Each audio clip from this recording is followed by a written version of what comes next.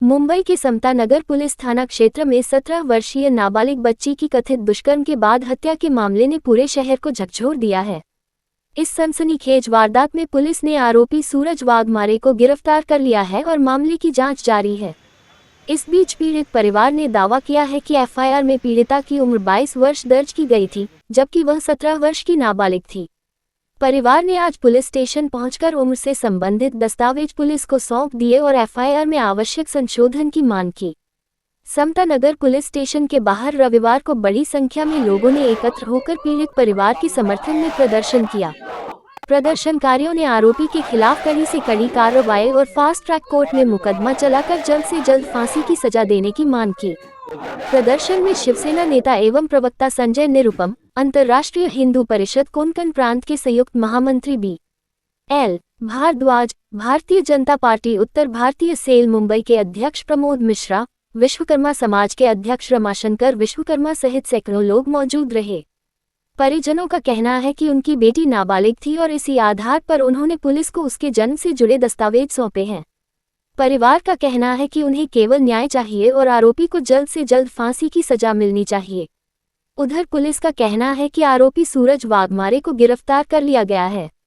मामले की हर पहलू से जांच की जा रही है और वैज्ञानिक एवं तकनीकी साक्ष्यों के आधार पर आगे की कानूनी कार्य कर रही है। समता नगर का यह मामला अब पूरे मुंबई में चर्चा का विषय बना हुआ है। एक और पीड़ित परिवार न्याय की गुहार लगा रहा है, वहीं पुलिस का कहना है कि जांच तेजी से आगे बढ़ रही है। अब सभी की नज़र इस बात पर है कि अदालत में इस मामले की सुनवाई कितनी तेजी से आगे बढ़ती है और पीड़ित परिवार को कब न्याय मिलता है। हनुमान नगर के विश्वकर्मा परिवार की एक बच्ची 17 वर्ष की नाबालिग बच्ची सिद्धि विश्वकर्मा, उसकी जघन्य हत्या की गई। 4 दिनों में जो पुलिस की कार्रवाई थी वो संतोषजनक नहीं थी। पूरे विश्वकर्मा समाज जो मुंबई में रहता है उसके अंदर एक भयंकर असंतोष था। सिर्फ विश्वकर्मा समाज नहीं बल्कि मानवता में विश्वास रखने वाले मुंबई के हर व्यक्ति के अंदर एक असंतोष था। 17 साल की बच्ची, ऐसा कहा जाता है उसके साथ सामूहिक बलात्कार भी हुआ, उसके बाद गला रेत के उसकी हत्या की गई। मुंबई में इस प्रकार की घटनाएं आमतौर पर नहीं होती हैं, लेकिन जिस तरीके से उसकी हत्या की गई वो बहुत ही दर्दनाक थी। तो कल से बल्कि परसों से मेरे पास ये जानकारी आ रही थी। फिर कल हमारे विश्वकर्मा समाज के कुछ साथी लोगों ने मुझे बताया, संजय भाई ने बताया, बाबूलाल जी ने बताया, और उसके बाद हम लोगों ने सोचा कि पुलिस की कार्रवाई में तेजी आए और हत्यारा एक अकेला नहीं है, उसके साथ 4-5 लोगों का ग्रुप है, सबको गिरफ्तार किया जाए। अभी तक एफआईआर में एक ही व्यक्ति का नाम है, तो उन चारों को गिरफ्तार किया जाए। लड़की नाबालिग थी तो उस पर पॉक्सो लगना चाहिए, जो अभियुक्त है पॉक्सो नहीं लगा था। उनके पूरे परिवार के जो लोग हैं, लड़की की जो माँ है, उसकी चाची है, उसकी मामी है, इन सब लोगों में पुलिस के कामकाज को लेकर निराशा थी और उनको लग रहा था कि पुलिस लिपापोती कर सकती है। और ये सब देखते हुए हमारे यहाँ राजौरी में समता नगर पुलिस स्टेशन में आए हैं और समता नगर पुलिस स्टेशन के सीनियर पीआई शिंदे जी के साथ बैठकर, पुलिस समाज के लोगों के साथ बैठकर हमने उनके ऊपर इस तरह का एक दबाव डाला है और इनसे गुजारिश की है कि आप पूरे प्रकरण की जांच ईमानदारी से करिए। मुंबई पुलिस का कामकाज एक बहुत भरोसेमंद कामकाज माना जाता है। पूरे दुनिया में मुंबई पुलिस का नाम है और एक बच्ची की जान गई है, हमारी बेटी की जान गई है, और ऐसे में मुंबई के किसी भी नागरिक को समता नगर पुलिस स्टेशन के कामकाज पर शक नहीं होना चाहिए। जिन्होंने गुनाह किया है उनको सजा मिलनी चाहिए। कोर्ट में जितना जल्दी वो केस लाइए। अब चूंकि हत्या का मामला है तो जो गुनाहगार है उसको फांसी ही देनी पड़ेगी, फांसी से कम उसकी कोई सजा नहीं हो सकती। ये आज हम सब यहाँ पर मांग रहे हैं, क्योंकि अभी जो एफआईआर है उसमें बहुत सारी कमियां है। उस लड़के का जो मोबाइल नंबर है वो गलत है, लड़की की जो उम्र है उसको बढ़ा के लिखा गया, जबकि हमने आधार कार्ड का डिटेल उसको पुलिस डिपार्टमेंट में दे दिया, पुलिस स्टेशन में दे दिया है। इसमें साफ दिख रहा है कि उसकी 16 साल की उम्र पूरी हुई थी, मतलब 17वीं की उम्र चल रही थी, मतलब वो नाबालिग थी। तो कहीं जानबूझ के किसी दबाव में पुलिस एफआईआर में कुछ गलतियां कर रही है क्या, यह हमको शक है। शिंदे जी ने, जो हमारे सीनियर किया है, उन्होंने हमको आश्वासन दिया है कि जो भी कमी है एफआईआर में उसको दुरुस्त किया जाएगा और जो एक एडिशनल सप्लीमेंट्री स्टेटमेंट होता है इनके परिवार के सदस्यों का, उसको लेकर के केस को मजबूती के साथ हम लड़ेंगे और सजा दिलाएंगे, ऐसा उनका विश्वास दिलाया। परिवार जो भी धाराएं लगी उसके ऊपर चर्चा किया और जो धारें नहीं लगी हैं उनके ऊपर भी चर्चा किया। मैं मुंबई में देख रहा हूँ एक घटना बहुत जोरों शोर से हो रही है। आज गुजरात में आप देखेंगे एक ट्रेंड चला है कि जो भी ऐसे मानसिकता के लोग हैं उसको कुछ समय के लिए जनता के हवाले किया जा रहा है।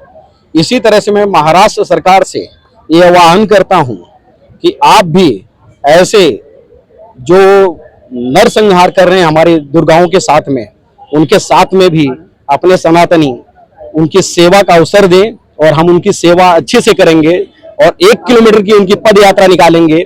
उसमें ना हमें फास्ट ट्रैक पे आपको जाने की जरूरत है, ना फांसी की सजा देने की जरूरत है। आप जनता के हवाले करो, जनता जो फैसला लेना रहेगी वो लेगी।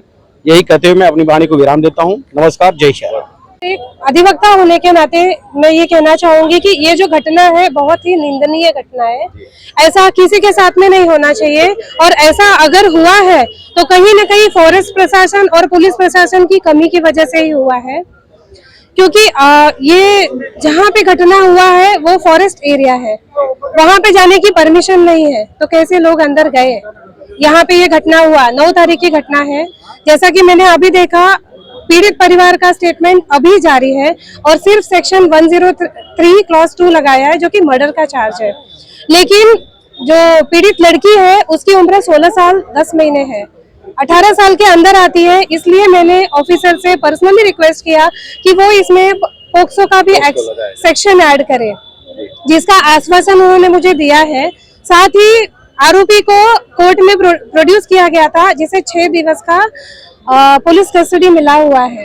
तो अगले पुलिस कस्टडी रिमांड में हम स्वयं प्रस्तुत वहां पे रहेंगे, मौजूद रहेंगे और फिर से पुलिस कस्टडी मिले, बाकी के जो सह आरोपी हैं उन्हें पकड़ा जाए और उन्हें कड़ी से कड़ी सजा मिले। हम इसकी पूरी कोशिश करेंगे। नहीं, ऐसा कुछ नहीं, साइको है ही नहीं, वो तो साइको है ही नहीं। वो तो ऑलरेडी ये लोग को ऐसा बता रहे हैं कि 5-6 महीना पहले भी उसके खिलाफ कंप्लेन किए थे। वो बहुत दिन से बच्ची को हरसमेंट कर रहे थे और पुलिस स्टेशन की लापरवाही है कि ये लोग पहले कंप्लेन करने आए थे तो इन्होंने कंप्लेन नहीं लिया, फिर उन्होंने किसी बोल दिया ठीक है दोबारा ऐसा नहीं होगा। तो लापरवाही की है, कोई साइको नहीं, कुछ नहीं है। उसने अपराध किया है, उसको सजा मिलनी चाहिए और उसको जल्द से जल्द फांसी मिलनी चाहिए, पूरी मांग है।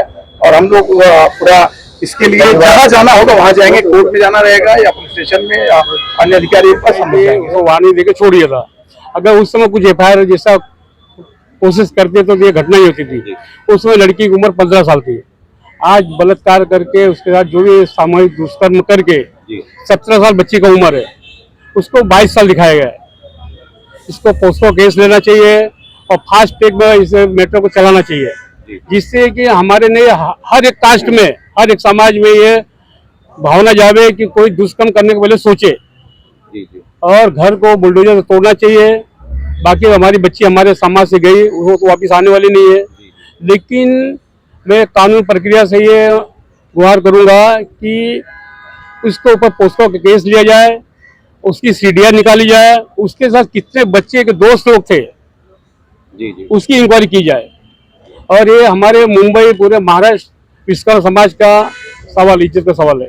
फास्ट ट्रैक पे केस चलाने की मांग करेंगे क्या? हाँ, फास्ट ट्रैक होने चाहिए। और दूसरी मांग अगर है कि जैसे परिवार को सुरक्षा और उसको जो भी मुआवजा सरकार की तरफ से दिलाने के लिए, क्या आपका समाज आगे आएगा?